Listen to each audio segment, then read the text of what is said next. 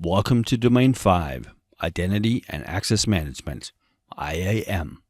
In Domain 5, we're going to look at how we identify our assets, the platforms we use for them, how we provide authorized access and prevent unauthorized access to our assets, and the asset identity lifecycle. The logical and physical controls we put in place to allow the authorized users and prevent the unauthorized users. We look a lot more on how we identify and authenticate our authorized users. Then we're going to look at identity as a service, third-party identity services, and the difference really is here. Do we do it ourselves? Do we do it in the cloud?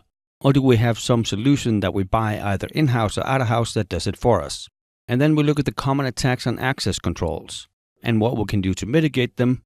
Obviously, we use defense in depth.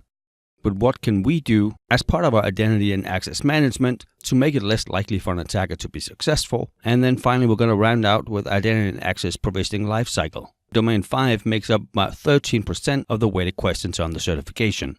Curriculum-wise, it's not a huge domain.